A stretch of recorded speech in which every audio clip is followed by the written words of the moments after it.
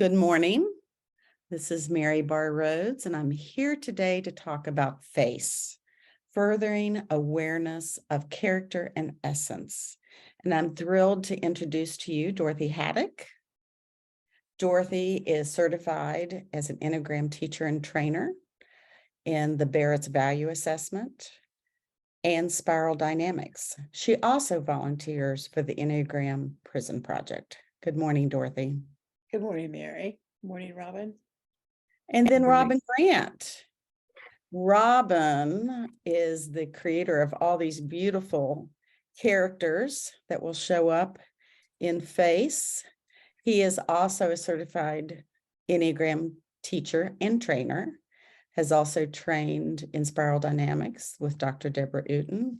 All three of us have trained with Debbie over the years in Spiral Dynamics and the Enneagram.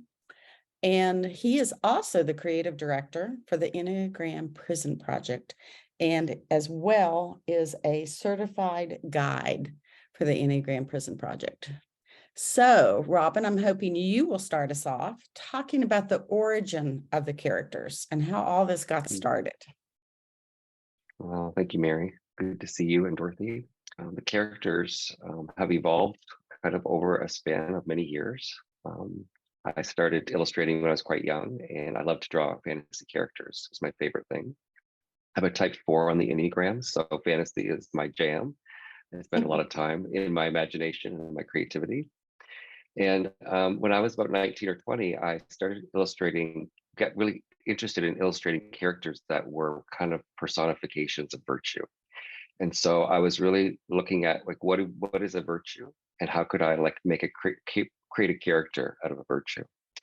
And so one of the first characters that emerged was Wisdom, and I called her Rada at the time. And she was this beautiful being that was all gold with these giant head rings. And she's really odd to me, but beautiful. And I didn't understand why she had these big head rings, but I just went with it. And the next character that I created was someone that I felt sort of symbolized strength and rightness or righteousness. And he had huge, giant horns and a centaur body. And so he was a sort of a horned centaur, and his name was Ramtha. And these two were the first two that really stood out to me as special characters in my sort of drawing world characters I was creating. And I found myself drawing them over and over again.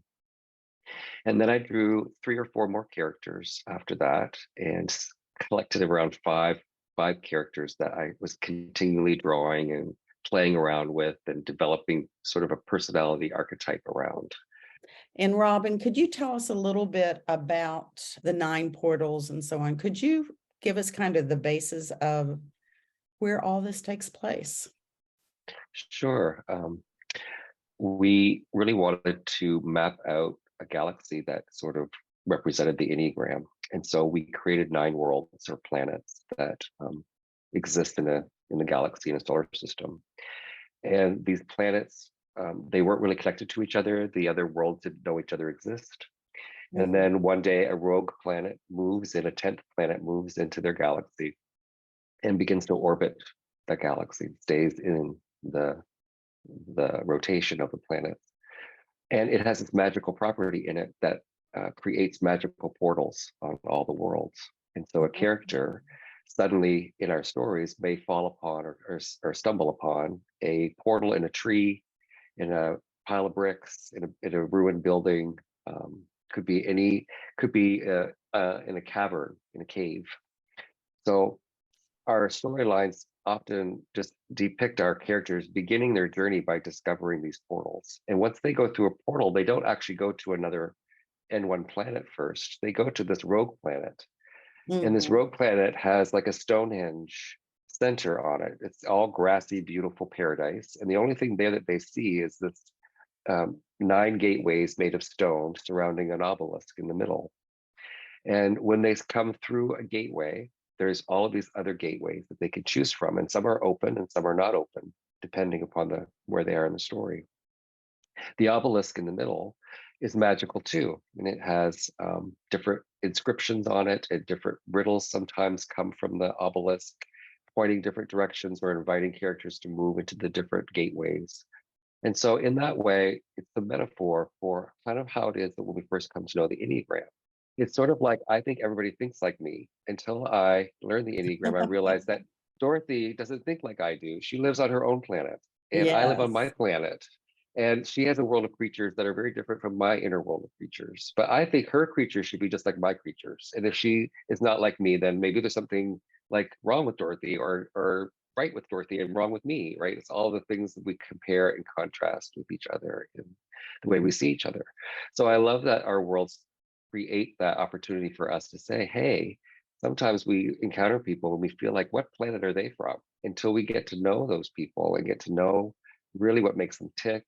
This is what makes the F.A.C.E system really beautiful for us, because we get to sort of peer into the different Enneagram types through a fantasy lens to give us another perspective. So that's how the world came about. Okay. Well, I'm hoping that you will share some of these characters with our viewers today. And I would like to start with type 1. And I want you to show the character and talk about the symbology, and then jump over to Dorothy talking about how that character ended up in our stories and about that character. Okay, so Oryx represents the type 1 of the Enneagram. And the Enneagram we call the judge, the perfectionist. Dr. Uten was referring to this in her video if you want to reference the um, characteristics of type 1 on the Enneagram. Mhm. Oryx personifies a lot of the characteristics of the type through his symbolic representation. So he's like an angelic bird or an angelic eagle. And there's many reasons why we chose birds in general to represent the type 1. But really, the angelic quality of this character is very much like type 1s, who are often concerned with goodness and rightness and purity. And this angelic being with wings is sort of signifies that. He's holding a halo device, we call it. It's one of his gear that he gets as he moves through his story. And it's a portal device that allows him to move through different worlds. And the halo is a representation again of that purity and rightness of the type 1. And birds in general fly high. And, the type 1, at least from my perspective, they take the high road and they see things from higher perspectives. And I love the birds for being sort of in that 2,000-foot view of things, seeing sort of the big picture, but really seeing with sort of that clarity that like an eagle has, that eagle eye. They can kind of spot things far off in the distance, that those details that others don't see. So the bird really represents for us just a lovely way of communicating the type through a character. Beautiful, beautiful character, Robin and Dorothy. Can you talk about the type 1 and how that shows up? The ones actually come to teach us, about purity and sacredness. So in that way, when they understand their essence, and our type 1 will discover, Oryx will discover his reason for being here, and he will live inside his essence qualities and will bring them to the world. In fact, Oryx is our character who discovers that in another galaxy, this blue planet, which is the Earth, and he knows there are inhabitants there, and it is his work to take the wisdom of the N1 galaxy to the Earthlings. Okay, well, how about type 2? Oh my goodness, I forget how beautiful she is. Wow. This is Daphne, and she is our type 2 character, and she's an octopus queen. She lives in a world called Marinus and a city called Oceanside. And she is an octopus because for type 2s, we're moving into the heart center when we talk about the type 2, 2, 3, and 4. And 2s are in a water world. They're all aquatic creatures in this world, really speaking of the emotion. And the heart types really swim in the waters of emotion. And the type 2, especially in their generosity of emotion and heartfelt generosity. And some of the symbols, like for example, the teardrop is this magic water that is very pure that she can serve up to those that are thirsty. So for example, in our Oh, storyline, some of the type one find their way, the bird creatures we just talked about, find their way into this world, and they're very thirsty. There's a drought in their land.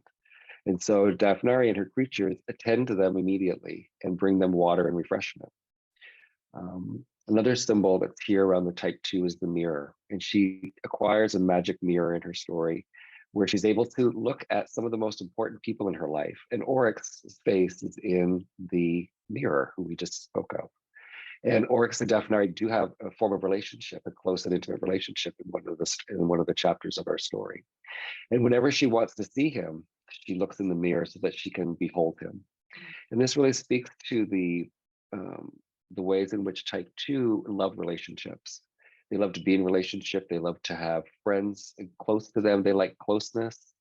And so this ability to see where all the folks are that are important to them are very important to her. The other thing about the octopus in just the shape of her character is the helping legs that she has, her octopus legs, and that they can also squeeze tightly those that she loves. And so she's got that affectionate, soft quality about her. The last thing I'll speak to is her head antenna, which are electrified. So whenever Daphne comes in contact with another character that she feels has a need, those electrodes, her head will start to electrify. And when she's wanting to know where her children are, she always looks to her head antenna to sense if they're nearby. And this really speaks to kind of metaphorically how attuned and sensitive type 2s are to other people's emotional states and also to their needs. So this all kind of fluidity kind of helps us to sort of dive into the world of type 2. and before we leave, can you talk about the amulet? Yeah, so all the characters have an amulet, and they find the amulet throughout their storyline. Sometimes they have it at the very beginning, and sometimes they acquire it on their quests and journeys. And the amulet is located very conveniently over her heart as a symbol of Daphne being a heart type. And when the characters are needing to ascend a level of consciousness, and if you refer to Dr. Wooten's teaching on the spiral, you'll hear her talk about how we move through different levels of consciousness. So our characters are also moving through these levels to illustrate to the audience how this works. When she needs help, a little creature will pop out or be projected out of the amulet and give a riddle to a character to solve. And in that riddle is some clue about what is required for us to move to the next level of consciousness. Thank you, Robin.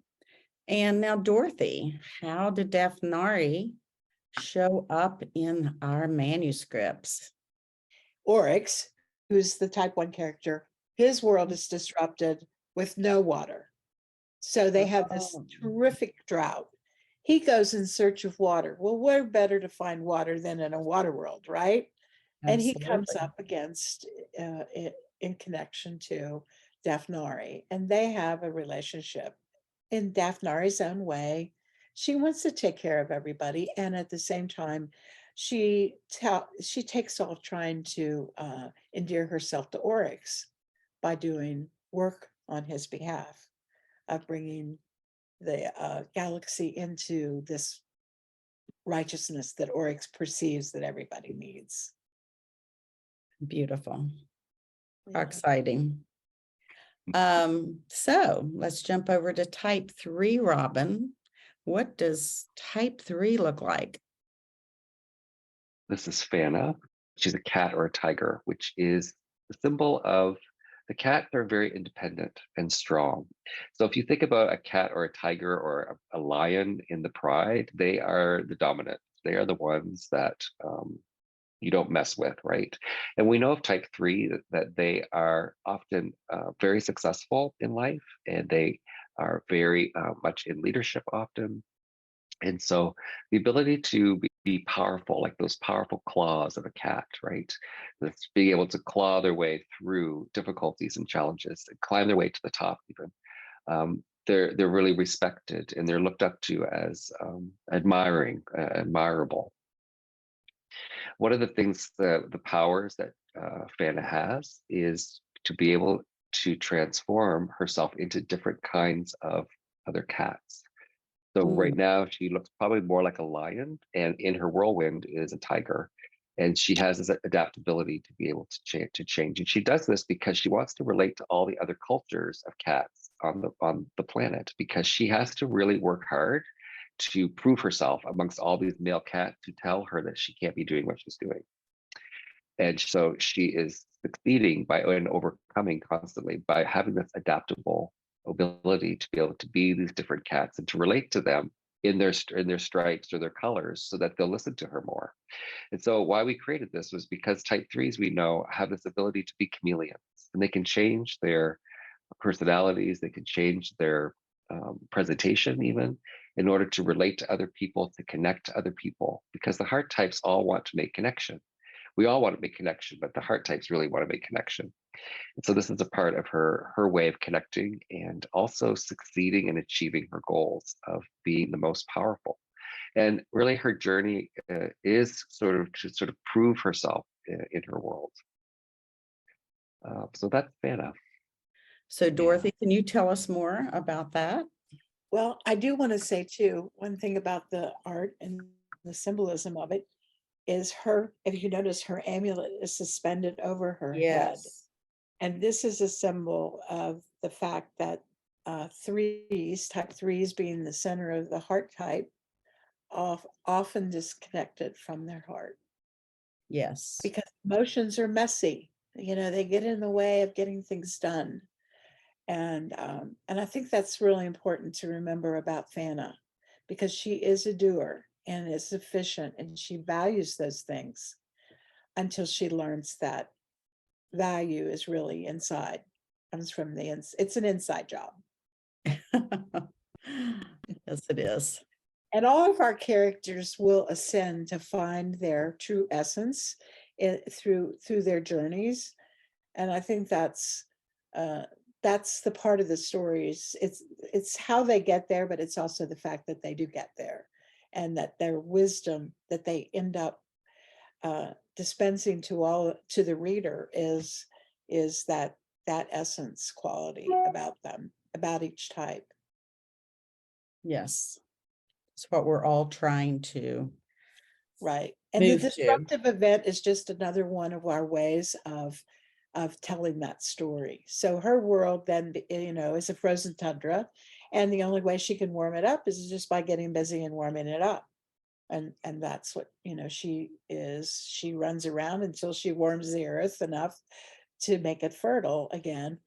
And but she has all kinds of her own personal disruptions as well. She's a female in a male cat world that doesn't appreciate either the fact that she's female, and even though her father was the leader of the world, and upon his death, and she had two brothers, she's the one who got things done. And remember that when you're reading the three story, her brothers are also type threes. Mm, But we all show up differently based on many, many different things, instincts, as Debbie alluded to, and wings, and you know even a type 3 can look different from another type 3. They're yes. so, Yes.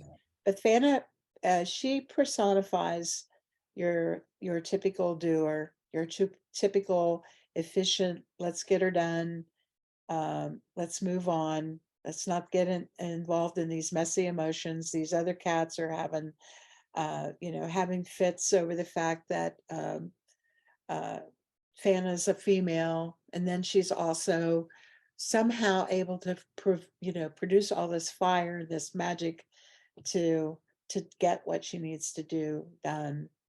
And so there's a lot of Yeah. And speaking of emotion, let's go ahead and jump over to, my personal favorite character, Devry.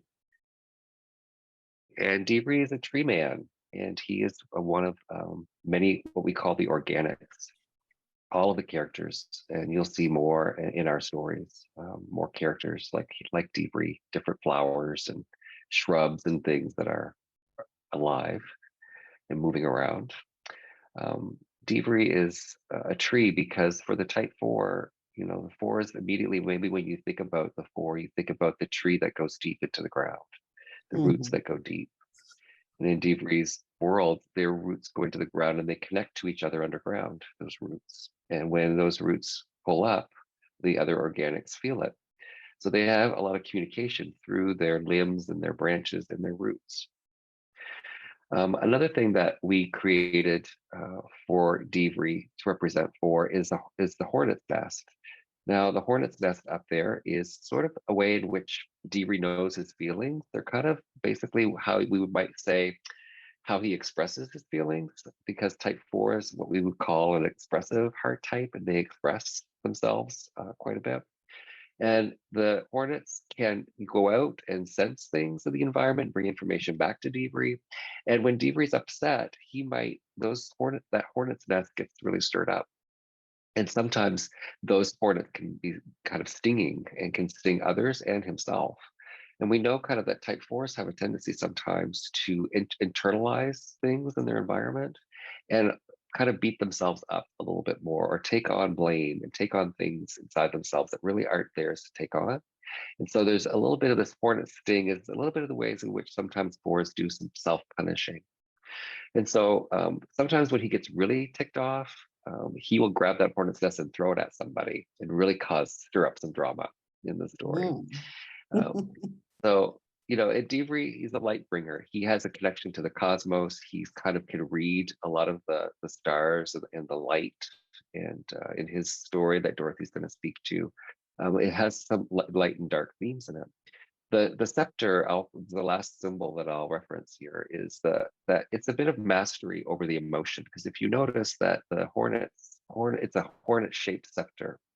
When 4s evolve and grow and become more conscious and connected to source, and sort of really recognizing the patterns of the personality, they develop more mastery over their emotions, and more composure and more ability to hold difficult things rather than act out when feeling emotionally overwhelmed.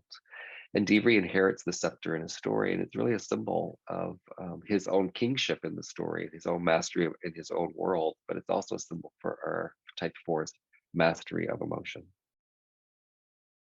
Thank you. Dorothy? Well, I'm going to add that he has those head flutes where they're like the branches too that reach out. And they can be beautiful music or very sour notes, depending on his inner landscape. I think that's also an important symbol of that character, because they are, as Robin said, they're expressive and dramatic.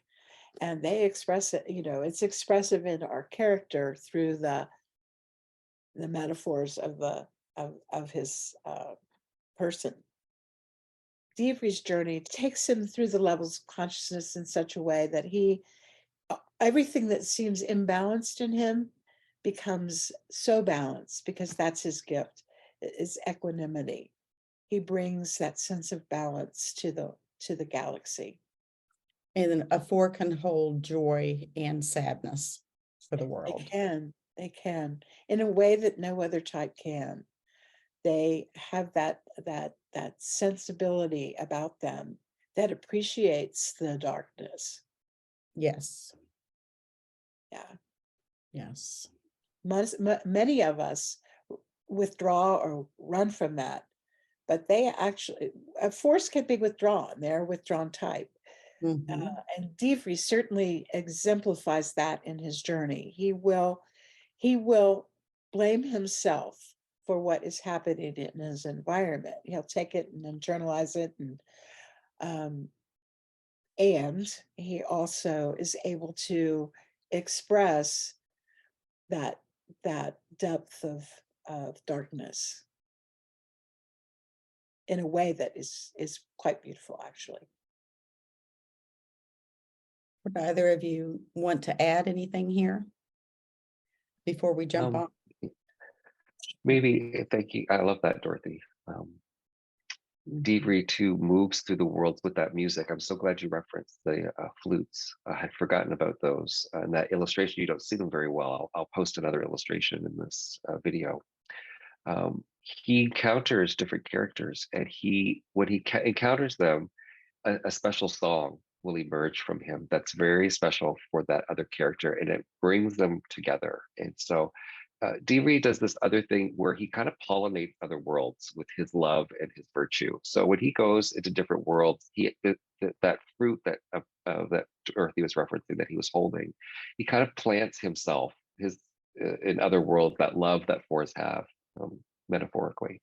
And he grows and evolves too from his encounters with other characters through being disappointed, being rejected, and kind of retreating back to his palace and sort of licking his wounds there and like, woe is me. And then other characters kind of help him see, like, we need your power, like we need you. And he kind of likes that because sports do want to be rescued, but he's working through his emotional stuff, and he's finding his power, and he's finding his authority in his world, and a world, by the way, that has become very dark. So one of the things that happens for Type 4 world is that the rogue planet eclipses the light. And Divri is all about the light because he's like, I'm a tree celestial reader of the skies, and I know all of the signs. And suddenly something happens he doesn't know, but he thinks that something's wrong with him. He's the one that's caused the light to be eclipsed. And by the way, today is an eclipse day in astrology. It's the Aries eclipse today. That's something I want to reference, is that all of our stories, when the disruptive event happens in our stories, it's an eclipse that takes place.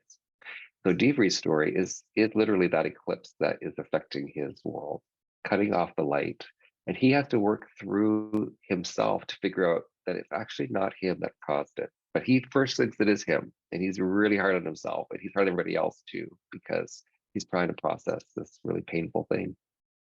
So it's a way that we all kind of struggle, maybe in our own dark places, to find the light and the struggles that we go through.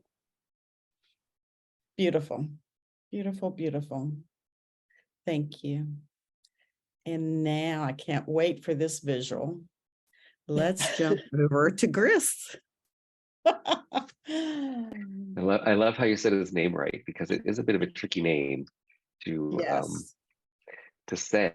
So this is Gris, spelled Gristh. So you have to kind of hiss a little bit to say his name. Do. This is our type 5 character, who is a serpent king, and his world are reptilians. And we chose reptilians for their quality of coolness, hiddenness, withdrawnness. Type 5s are known to be more withdrawn than the other types. They like their seclusion, they like their isolation. And reptiles are often sort of in hidden places. They like to be in the cool places. And sometimes 5s have a cool head. And so the coolness of the reptile really kind of feels 5-ish in that symbolic way. You'll also notice that Gris is holding heads in his hand. And so Dorothy's going to expound on this story a little bit more, but part of Gris's story is his movement through different worlds, decapitating other characters' heads, keeping them alive, and putting them in his head library. And this is a symbol of the way in which Type 5s often compartmentalize in the mind many things.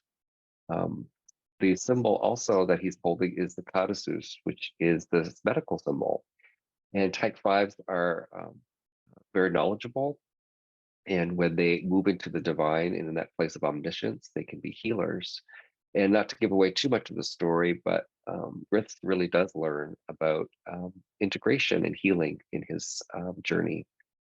So the serpent symbolism, I think, is that the serpent is wise and also cunning, a little bit mysterious, a little bit magical, which is all of the things I think that 5s resonate with. And you'll also notice that Gris has an amulet located in his forehead, which is sort of a little bit indicative of the third eye as well, in that omniscient place of the all-knowing eye, and also signifying that Gris is the head type. Thank you. So tell us more about this type 5. The disruptive event, though, are there poisonous gases that's kind of making everybody crazy. And Mm, his 5 world is just a little bit awry due to these poisonous gases of the disruptive event. But he's a fear type, so he's got to overcome mhm. that, and his way of doing that is just to seek more knowledge, which he does by decapitating inhabitants from their bodies. It's a Fabulous. beautiful story. Yes, yes, that sounds amazing, So thank you so much for that. And Robin, you want to add anything there, or are we ready to jump over to Cairo? Maybe just one more thing too, because I think growth is really this invitation for people to understand a bit more about motivation, Mhm, because Griff's motivation was not really like he only wanted knowledge. He really wanted to protect that knowledge. And when he would go to other worlds to acquire heads, he was fearful that people were going to go mad or crazy like they were on his world. And he was really after like, who is the wisest in this world that I could save and bring back to my library and preserve that knowledge in a safe, protected place that no one would be able to harm it. So it's really important, like invitation for all of us to understand that the F.A.C.E system we're talking about, the Enneagram, is about motivations. And what people are doing behaviorally may look the same, but what their intentions are, their motives are, can be quite different and surprising. So Grits is this sort of surprising or alarming, maybe fearful looking creature with really a very generous, gentle heart, who is really looking out for what he believes is really important for himself and the galaxy, which is to preserve knowledge. One last thing about Grits, which is really beautiful too, is his connection to his heart, that he is supported by a relationship with Daphne. And that also unfolds in his storyline. And she helps him feel his feelings and emotions through their relationship, because he's feeling things about her he's never felt before. Yeah. And sometimes we can all relate to that, maybe in relationships, what we may experience. So, Yes, that's a good point, Robin. Um, the niggling that he feels inside himself when he meets Daphne is unbeknownst to him. And she brings that heart space, and that even the body sensations that he's neglected to him. Niggling is such a great word. It is. We use that a lot. I love that. Just had to say that. So thank you. So let's jump over to Cairo. all right. Mhm. This is Cairo, and he's our type 6 character. Now, Yes. Cairo has these spinning antenna. He is an insect. I actually don't know what kind of insect he is, and there are many other insectoid characters in the Type 6 world. Mhm. He's like a gold bug. So any kind of gold bug maybe out there with antennas could be Cairo's. Mhm. What we would call that genus. Is that the right word for a species of bugs? I don't know. Um, one of the things that are very characteristic of Cairo is he's a kind of a whirlwind. So his antennas will spin, and at the end of these antennas are these two eyes. And these eyes are data collecting antenna eyeballs, and they will spin and collect data and collect data. And when he is in a state of collecting data, he's also creating a whirlwind. And so he's moving through worlds and moving through his own world in this tornado like fashion as a data collector. And you'll notice that he has a pen and a scroll, and he's a scribe of the data. So he collects that. He's a bit like a spy in his world that Dorothy will speak to. Um, so Cairo is sort of secretive. He is a bit mysterious, but he is really looking for anything that could go wrong or any danger that could be out there. And he wants to record it, and he wants to deliver those messages to other characters and other leaders of other worlds to build alliances, to help him build community, help him build connection, but also to bring safety to his world, because all these portals opening is very alarming to the type 6 insectoids. They're living their little lives, and suddenly a portal opens and other creatures that they've never seen before start coming through, and everybody goes into a little bit of a frenzy. So Mhm. Cairo's ability to collect data and be up in the air and up in the sky really helps to protect them. And so we know with type 6 that they are a type that really are a head type. So they're already up in the air, they're up in the head, and they're collecting information and data. They're always scanning for what could go wrong, typically, because they're wanting to protect their kin, their family, their homes, and to make themselves safe and other people in their lives safe. And they really have this gift of awareness that they bring to the world, and that through their very present observation of what's going on right now. And that's that awareness that we all have, but that they really illuminate. And so Cairo is this spinning, wild, moving creature. And sometimes when sixes get really scared and up in their head and they get into a story, they can like spin out. We call that like spinning out in the head, spinning out in the mind. And so sometimes there can be threats that are real, but sometimes there can be perceived threats that sixes can get caught up in and a little bit overcompensating in their fear. So it's kind of a gift gone awry, right? So in Cairo's story, sometimes he can go a little out of awry. His tornado can tear up some stuff and cause a bit of destruction. He has to learn and navigate his antenna, and he also has this very sensitive gold skin. He receives the skin as a transplant, and Dorothy will speak to that more in the story, that provides a great deal of sensitivity to his environment. And sixes are very sensitive to their environment. They are really, hyper attuned and alert to what's all around them. Just like some of the heart types can be hyper attuned to other people's feelings, the head types can be hyper attuned to environments and things in their world that they're watching and looking out for. And they're kind of looking at you and listening to what you're saying and scanning, can I trust you? They're looking for different cues. They're using these antennae and these eyes to gaze and to sense their environments. Okay, Dorothy, take us away. So Cairo, his world is burning, and Cairo doesn't really know who he is. He belongs to this agency. This agency is his trusted group, if you will. And but there's something about Cairo who senses that that's not who he really is, and he finds out who he really is in his story, where he really comes from.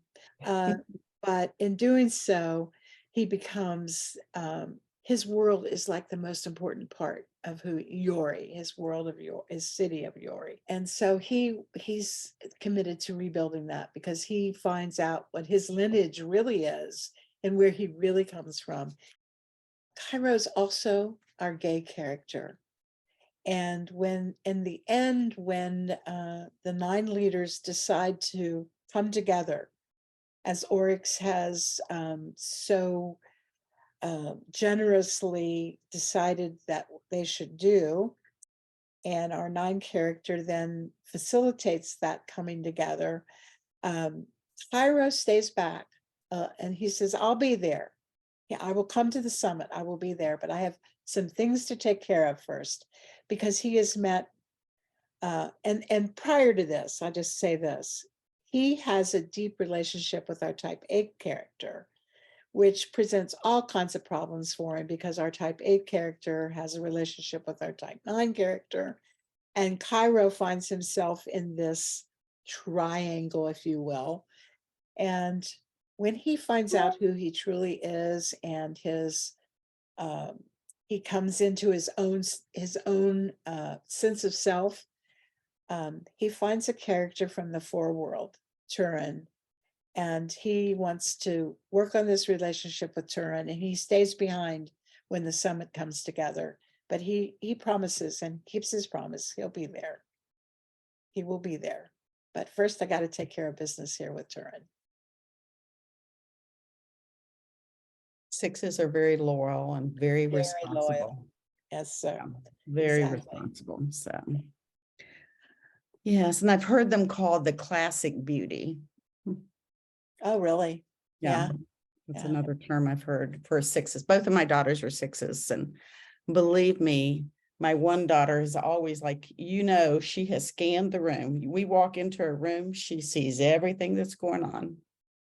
I mean, it's just like always amazing to me because fours, we just, we're just not like that. Well, We're that's what's getting so the feel of the room.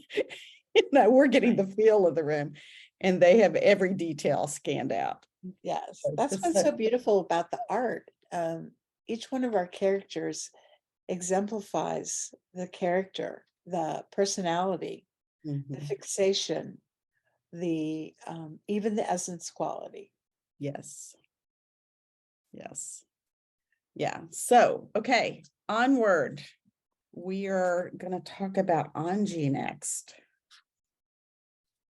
So this is Anji, and she's our type 7 character.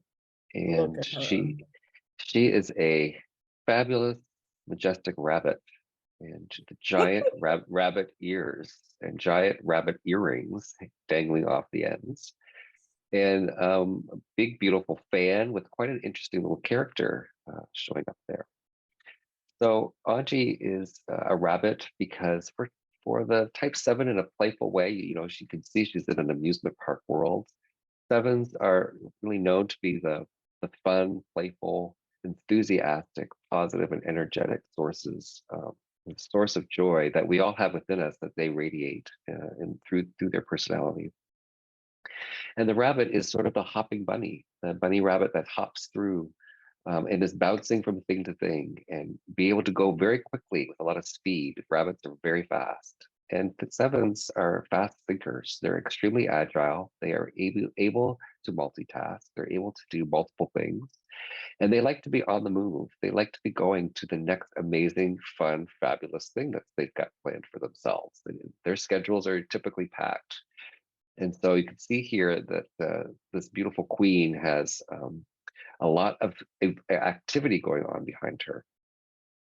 Also, her ears, and Mary, I don't know if you remember this or not, but when we were developing Anji, she was one of the characters that I worked on when we first came together. Mhm. We were talking about type 7, and you said her ears need to talk, and you really inspired Anji's talking ears because we developed her ears to have different personalities. So not only is she talking, but her ears each have their own personality and talk as well, and they have a lot to say, and they don't have a great filter. So sometimes when she's meeting new people, not only is she greeting them, but so are her ears. And they maybe have a completely different greeting or point of view than she does. And sometimes she has to give them a whack and a slap to kind of make them be quiet because they may they may blurt out something that may not be socially acceptable or what have you. Um, so it's very playful and funny and humorous how she interacts with those ears. This is also a flying rabbit. So Anji has the ability to fly anywhere she wants, kind of like reminds me of the flying nun a little bit.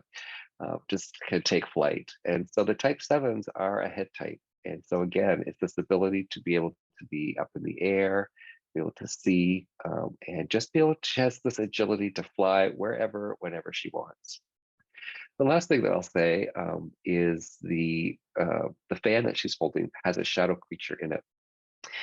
And the shadow is the part of the seven in all of us that we work with our own shadows. And the seventh story that Dorothy will speak to is about how sevens work with their shadow. And this particular creature is named Zalman, and he kind of creates some issues in her world. And in this illustration, it's the green level of consciousness. She started to get a handle on her shadow. She's not quite mastered it yet, but she's got it kind of contained in a way that she can kind of work with. And so it's symbolized here that she's captured this creature who is a shadow in her fan, but she also is speaking and communicating with him. And again, it's kind of a metaphor of how we do shadow work and communicate with our both dark and light parts, and we learn to integrate them. We learn to love and appreciate all the parts of ourselves. I'll stop there. So very fun. Mhm. Tell us more, Dorothy. Well, the fan is also as a Japanese symbol, a Japanese cultural symbol, and the bottom of the fan represents birth. And as the fan goes out, the blades go out. It represents all the small, and big possibilities that are present. And for this type 7, that's what it's all about. You know, there's a shadow clock that shows up in her world. And we all have a shadow. That's a part of us that we don't want to admit about ourselves, or we don't want to see. And for Anji, those shadows are they're well, they motivate her to not see them. So that's her work. She's trying to get rid of that shadow stuff. And the shadow clock is always there representing those shadows. And as Robin alluded to, she got into the green where she's starting to recognize that shadow. But as she learns, the only way through that clock, through that shadow clock is through. She can't go around it, just go through it. And her little, in her world of poppies and sisal flowers and what have you, she's looking for that joy. She wants that pleasure. She's a pleasure seeker, and she's looking for the next green pasture, the next best thing. And if it shows up in a different way and she doesn't like it, then she puts it underground, calls those the underdwellers. They're all type 7s, but they live in this underworld and they do the work. They do the work that needs to be done on her planet while she's out seeking that joy that she so desires and needs. And she finds it in her own ability to stay present in the moment. But that comes at a great cost and a lot of work on her part, as it does for all 7s. But they learn, they come to teach us about joy. And in doing so, they find their own joy in their ability to stay present and constant in the moment. Thank you. That's beautiful. The passion is gluttony. I always remember that about a 7, because they just want more. Can't get enough. Yeah. Yeah. So thank you for sharing that story. It brought all that to mind, So, Robin, did you have anything else you want to add here? Maybe just to add on to what you were just sharing, the moreness is also about the more ideas. It's about like insatiable appetite for interesting things to think on, ideas of the mind too. That's the gluttony. Sometimes we might think gluttony is about eating only, but really gluttony is the consuming of things, pleasurable ideas and thoughts. And that's a strategy. It's an intelligent strategy to avoid some darker, more challenging things that maybe are calling for attention, but the 7s are really struggling to hold, like she's holding in her fan, which I love. How you elaborated on that, Dorothy. 7s are very strategic and visionary. Yeah. So they have a lot of ideas to bring to the table. So that's a beautiful gift too. Right. So, okay. And now over to Ramthor. Ramthor is this powerful and majestic centaur. He's a king of a world called Ramthoria, named after himself. And all of the different centaurs that are there. In behind, you can see a castle up high on a mountain. And in the story, you'll read about the labyrinth. He has elaborate labyrinths all around his fortress to keep out any intruders. It's a very protected area. And even his shield is a labyrinth on it. So it's a symbol of their people. And what we created in our story is that the labyrinth is this defense mechanism to keep people away from that vulnerable place, which is, his castle is where his people are, it's where he is, it's a safe place. And then for the type 8, the vulnerable heart that is being protected. So what we know, sometimes 8s don't trust, like 6s, they're a bit like 6s, they don't trust easily. The world is a dangerous place for them. So can I trust you? Are you, someone that I can, have camaraderie with? Are you strong? Are you, so the labyrinth is a great way of testing someone. So if in the story, if you can get through the labyrinth to the fortress, then you might become an honorary Ramthorian.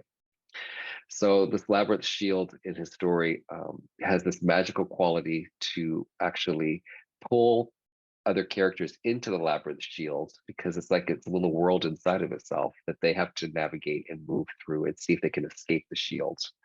So again, it's just a symbol of that need for protection. The horns are also really symbolic for type 8. They symbolize the respect and the power of strength. And in Ramthorian culture, if you have horns, they like you, or they respect you right away. They trust you right away because, hey, you've got symbols of strength, you've got power, and I resonate with that. If you don't have horns, you have to kind of prove yourself. And in his world, if you come into his world, you really have to prove yourself. You have to either grow some horns or get a helmet with horns. You got to have horns. You got to have something of strength. So he's very attracted to our type 9 character, who Dorothy will share about in a little bit, who has these giant head rings, which he interprets as giant horns. So he's really, taken with her, and he's taken with anyone that exhibits the strength in that way. The other thing that he has is treasure. And so you can see gold sprinkled around. You can see gold under his arm. Gold is a symbol of power, really, because when you have wealth and resources, you have power. And so the type 8, we know their attention goes to power. Who has the power? And 8s like to be in charge of themselves and their world. And part of this is also for protection, because they are called the defender and the protector. So strength is really a big theme for type 8. I'll stop there. Okay. Tell us more, Dorothy. Ramthor's story is, oh my gosh, it's so type 8-ish. But he starts out not so type 8-ish at all. He's been captured by the birds, the Paragonians, who can fly over his labyrinth. He has no control over their entering into his portal and into his world. So they have him captured. And his first lesson is to learn that he has the control to take control of himself. But he doesn't believe it because they've kind of poisoned him, and he's kind of delirious, and he thinks he's not in control. And when he finds out that he actually does have control of himself, Raina has presented him with the key, but she can't lock it for him. He has to take the key and do it himself. And that's his first real lesson in understanding himself and getting back to his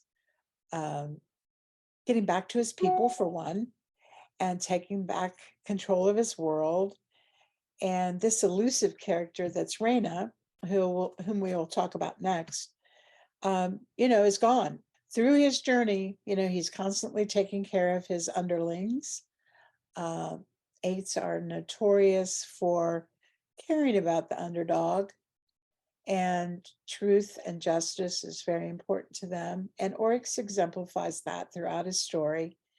He is a very powerful character, and as Robin illustrated in the art, much of his story is about being in charge.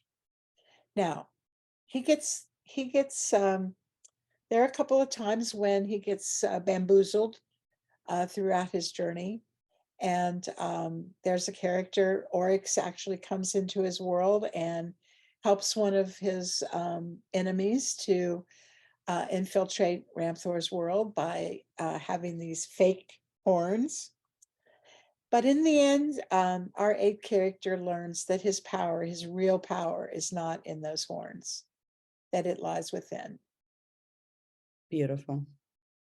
A great lesson. Yeah. Thank you. Okay, let's take that moment to segue over to Raina, because those are very related relationships. And she is a beauty. So this is our type 9 character, and her name is Raina, and she is a mollusk or snail. And just in that alone, the symbolism for the mollusk and the snail is that of a more quiet, slow moving, soft, gentle creature that we really wouldn't associate with harming anything, right? A snail is a snail. Snail is the beautiful little creature we see on flowers and plants. And uh, Reina just exemplifies this gentle beauty. And she is just a radiant, peaceful, I consider her a goddess. And really, Reina was the first character that I ever drew around this character group. And she's very special to me because she was always sort of the narrator of the stories in my head when I would draw her. And I really think that's true of the type 9. They really are the wisdom bringers, because they see so many multiple perspectives. They really are about wholeness and wanting all things to be included, which is why these circular rings on her head, the circle, is such an important symbol for the 9, because it's about unity. And so these rings of hers that grow out of her head, they grow as her wisdom grows. And they're highly sensitive rings. So when she gets involved with too many people and too many activities and too much demand on her, those rings really become almost like a painful, vibrating energy for her, that like a headache, a giant headache. And at the same time, they are the way in which she holds other people, because you can see, if you look at the art, the faces of other characters. Typically, the type 8 character, Ramthor, is one of the characters that she's holding, and especially in her story, she's holding him a lot. And she's really an important, gentle being that helps Ramthor in his story get in touch with his heart. Because in order for him to receive the key from her, he has to receive it from someone he perceives, yes, as with these strong horns, but she's also a real soft, dainty lady. So, he's a big, strong, robust creature. He's like, I'm going to take a key from you. I'm Ramthor, a powerful 8 being, right? And he's, of course, tortured, and he's been poisoned, and he's in chains. And when you read his story, you'll see all of that dynamic. But Reina kind of comes as this ethereal being into his world to sort of be a peacemaker for him, to help bring him peace and to bring peace to his world. Another quality or symbol here is the scepter, which I love the symbol of the scepter that she's holding, because it's a light bringer. She finds the scepter in her story, and it's a symbol of power. And really, 9s have this very powerful, quiet authority about them. If you've met a 9, they're like a mountain, they're like a rock, and they don't have to say a whole lot, but their weight is powerful in what they say, what they share. And really, Reina's scepter has healing qualities in it. There's healing bees that fly out of the scepter. And sometimes Reina loses her scepter and she finds it again. And she'll lose it and she'll find it again. And that's sort of a symbol of how 9s are with their power. Sometimes they don't own their own agency. They kind of merge with the energy of other folks. And so when they're doing that, they're losing their scepter, they're losing their power. And then when they can awaken, they can kind of come back to their own authority and find their own agency and find their own agenda and be able to say no a little bit stronger, a little bit more with the self-care, because 9s sometimes don't include themselves in wanting to include everyone in this circular wholeness that they have about them. So Reina really is part of also the gathering together of all the characters at the end of our story to find out what their next mission is. Because all of our 9 stories, each of the characters are on a mission to evolve, to grow, to transform, and to be kind of enlightened beings by the end. But it doesn't stop there. It goes on to another chapter that's never been written yet, but will be one day, about how these characters transcend to their next mission. So I'll stop there. Hey, Dorothy, take us away. Her world is foggy. So the disruptive event is she separates from the mainland onto this island, and it's foggy, and she doesn't know how to get back to the island or to the mainland. And that's the story of her life. That's the story of her journey to find her true self, is finding it through, thinking she's finding it through others, when it actually lies within, as it does with all the characters. The answer only is inside. You have to go inside to find it. And that's also true of Reina. So her work, Raina's work and her story is to ascend through the levels, discovering, as they all do, but particularly in her case, her resignation to living her experience is something that she really has to overcome. And she then, in the end, stands with the obelisk and calls all of the 9 leaders together to come. Oryx from his mountaintop and Daphne from her water world, every one of them to come together and to discuss how they're going to be the wisdom teachers for this blue planet, which is Robin alluded to, is our next work. And yeah, she's a unifier. She brings them together in harmony and with one purpose and in one as one. And therefore the N1.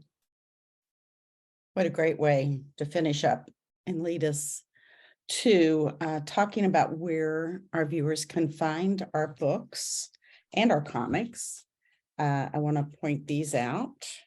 There is a comic on every one of our characters.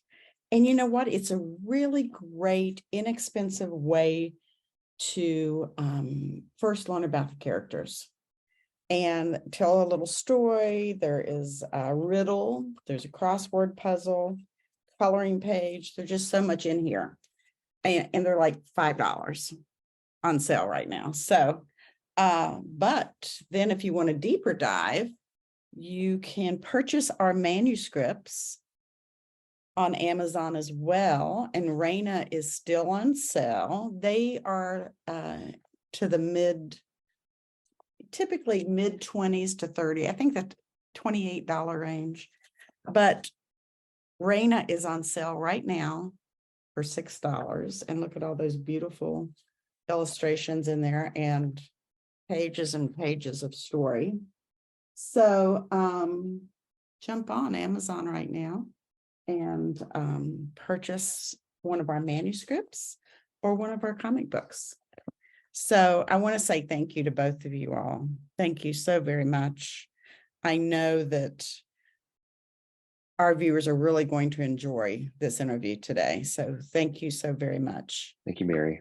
Thank Great being you, here with Mary. you. Thank you, Robin. With you. Thank you, Dorothy. Yeah, thank you.